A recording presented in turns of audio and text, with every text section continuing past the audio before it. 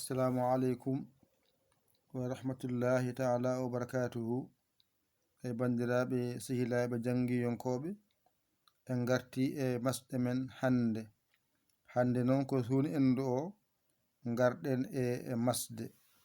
Eɗen gandi en jangguino suuni endu ngel ɗo pesguel waɗi ha wiya sa.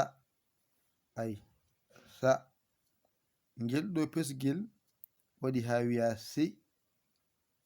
Ngal ɗo tural waɗi wiya su. Ngal ɗo kowal ko a wiya as. Oɗo sidda ko a wiya as. Aydenayi sa si su as as. Wadde gueɗe pottel woni sa, ɗo woni si, ɗo woni su, ɗo woni as, ɗo woni as. Ɗo noon ko ɗiɗɗi woni an o. Ɗo woni sa o, ɗo woni an o wiya san.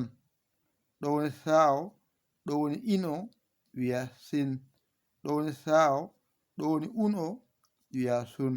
Aynani san sin sun.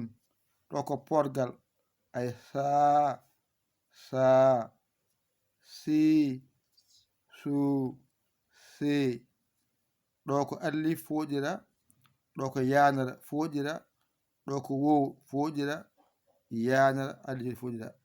Nde noon a faami sa si su as mo kowal, as mo sidda, san sin sun. Ngara pooɗa sa si su se. Ɓamtu sa si su as mo kowal, as mo sidda, san sin sun. Sa si su se.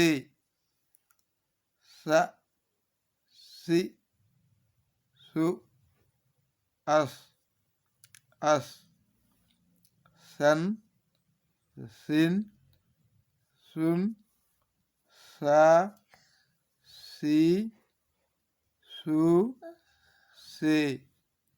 ƴettu kuɗol ma e karnema mbañirɗa janga ɗigga. A hoolaki hoorema ƴew camore ɗakkoɗa sada makko kollamu o holluma mbawa yiide lawol. Aɗa yani ballawma noddu en e 00221 117 906 481 o mbaɗa yayalli ma yi WhatsApp men ngara caggirɗa ko cagguɗa ko. A saggani noon alhamdulillahi rabbil alamin. Ko musidɗo mon guiɗo mon alamudo mon nder e boowal yayalli kola Sénégal.